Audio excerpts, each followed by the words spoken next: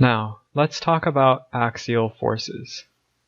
Axial forces, as you can assume from the name, are forces acting along the axis of a member.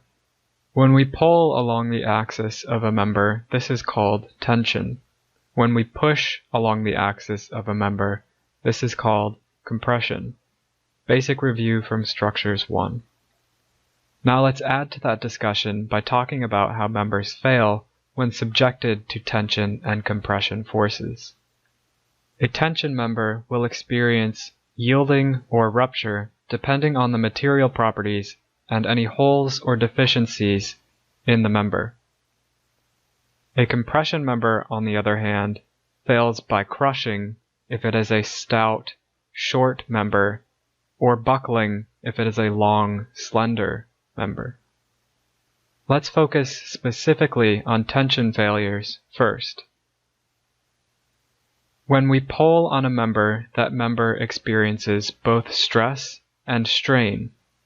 Stress is the amount of force that is applied over the cross-sectional area of the member. Strain is the amount that the member will elongate. Strain is often expressed as a percentage, or in inches per inch. We are taking a measure of the change in length divided by the original length. Now, we can take these two variables and measure them as we pull on a member. Then we can plot the values on a graph and obtain a stress-strain curve. This stress-strain curve helps us understand the material's behavior under loading and helps us to predict how certain structural members made from that material will perform. So when we pull on a member and plot its stress versus strain, we end up with a graph that looks like this.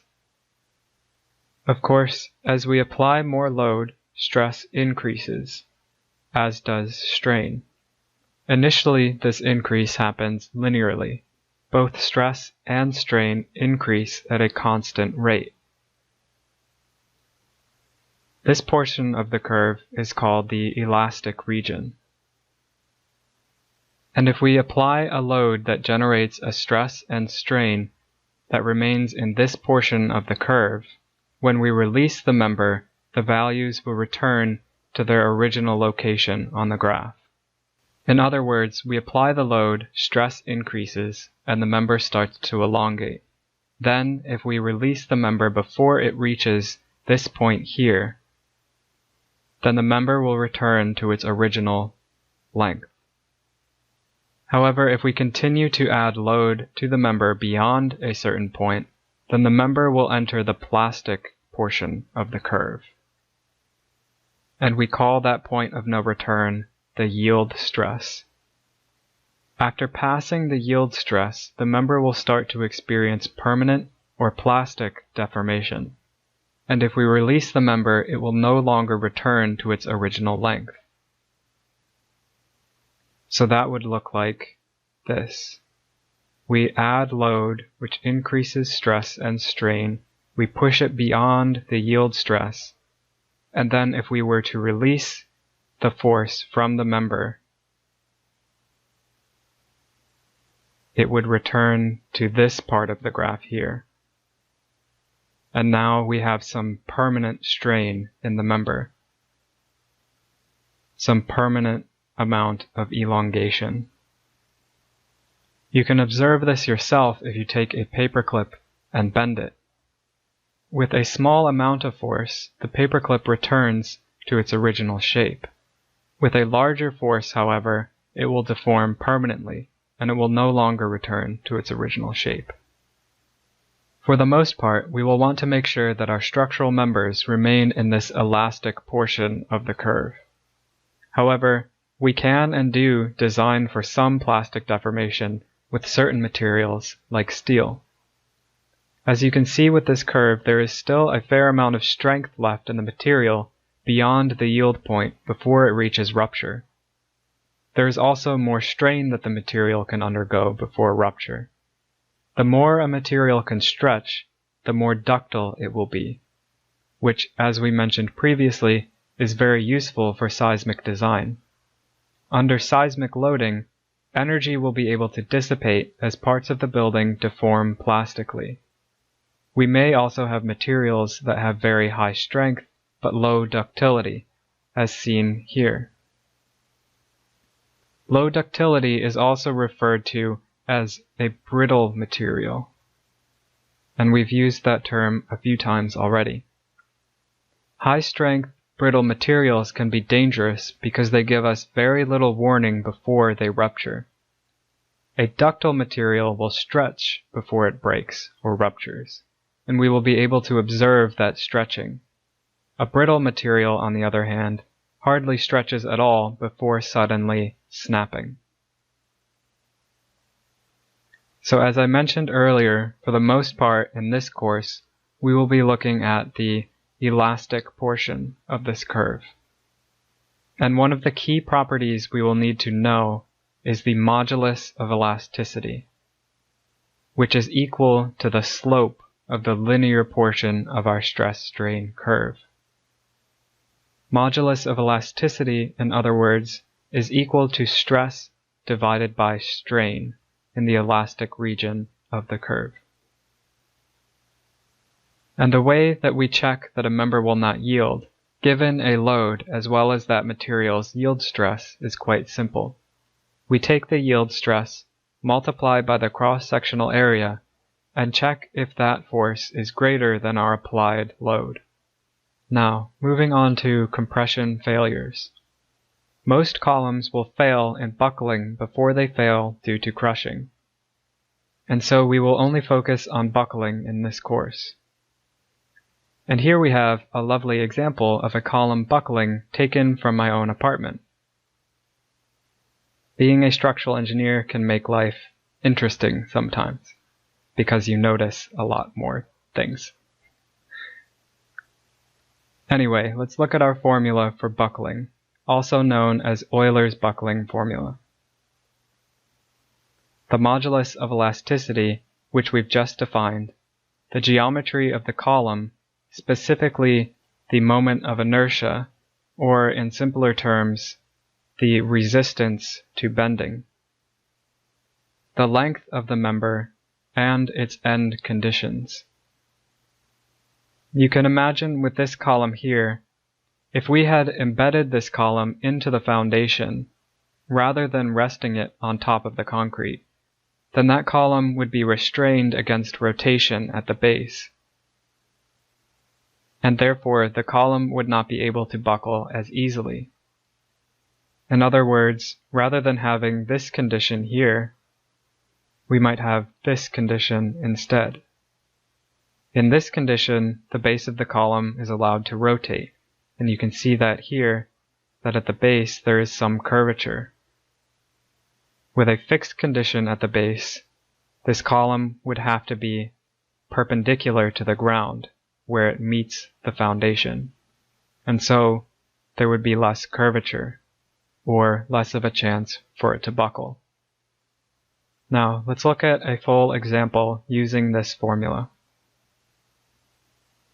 Let's say we have a wood column with dimensions of 12 inches and 3 inches.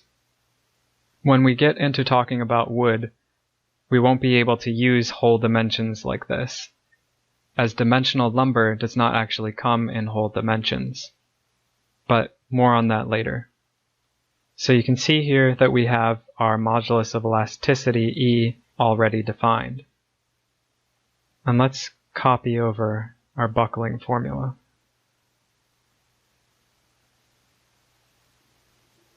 So we have E and we have L, which is the height here.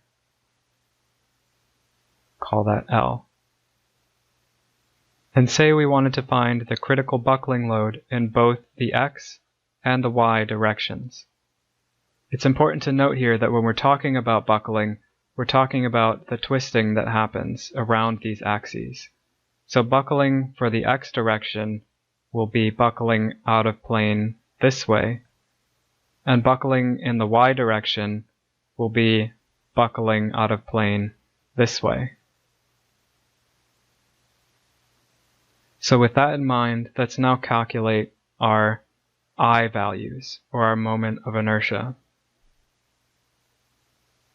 So for buckling about the y-axis, we will have our width b equal to 12 inches and our height h equal to 3 inches.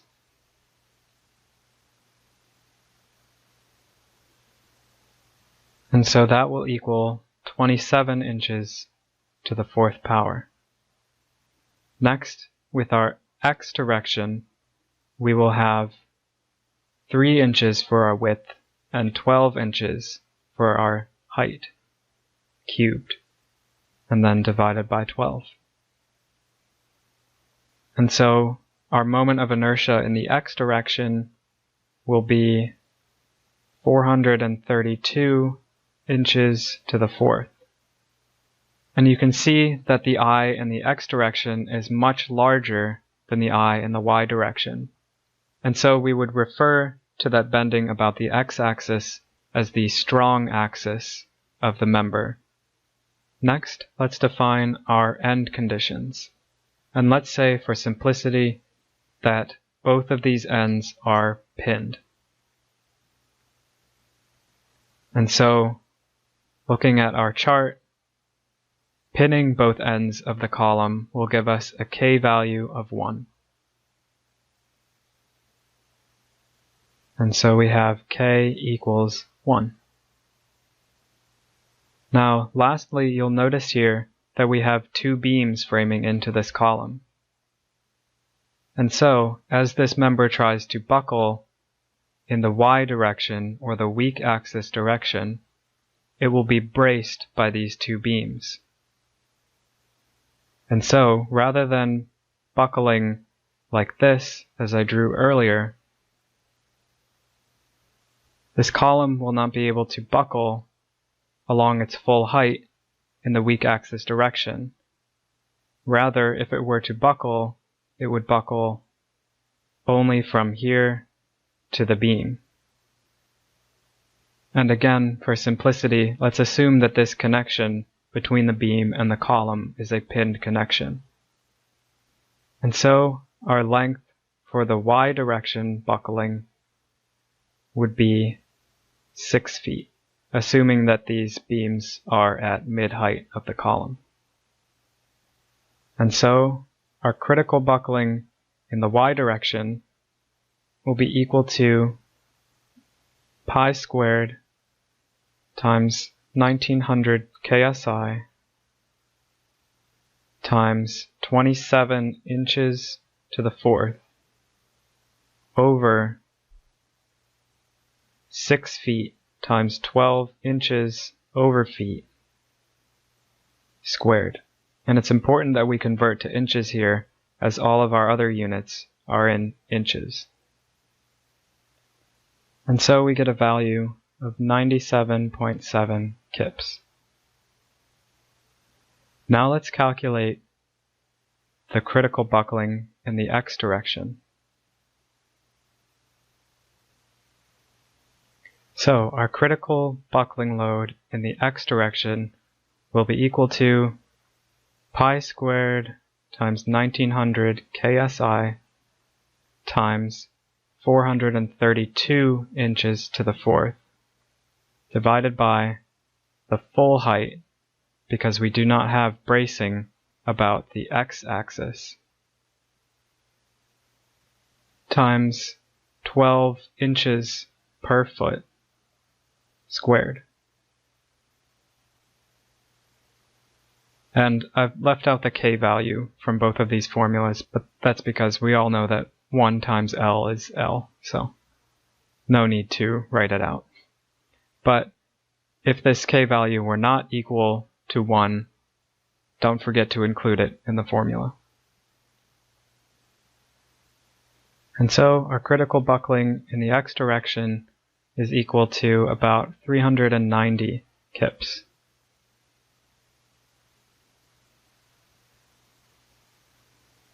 And so our critical buckling load for this column will be the lesser of these 2 values, which is our critical buckling in the y direction. So our critical buckling is 97 0.7 kips. Now let's wrap up this discussion with one final ARE example. This question states, a rod of AISI 1020 structural steel has a diameter of 3 inches and is subjected to a tension force of 75 kips. And it has a diameter of 3 inches. The modulus of elasticity for AISI 1020 steel is 30 times 10 to the 6th psi. What is the strain? Well, we know that this value here, this modulus of elasticity, is equal to stress over strain. And so we can solve for strain pretty easily and get that strain is equal to stress over the modulus of elasticity. We also know how to solve for stress given a force. We simply take the force divided by the cross-sectional area. And lastly, that area is defined by this diameter value that we were given. And so our area is equal to pi r squared. Note that we were given the diameter, and so we will need to take pi times 3 inches divided by 2 squared. And so we get 7.07 inches squared.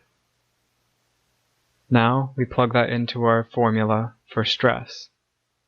We have 75,000 pounds divided by 7.07 inches squared. And from that, we get 10,600 pounds per square inch. And now we plug this value into our strain equation, working our way back up. And we get 10,600 pounds per square inch divided by 30 times 10 to the 6th pounds per square inch. And recall that strain is a dimensionless value. And so we should have the same dimensions on top and bottom of this equation. And indeed we do, so they will cancel out. And our strain is 0.000, I've run out of room here, 35.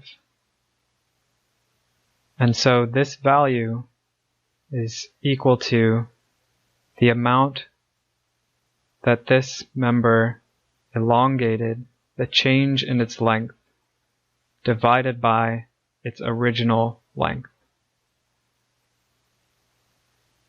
So strain is equal to change in length over the original length. And since we've been working in inches here with these equations, we can also express this value in inches per inch. And so our answer is A.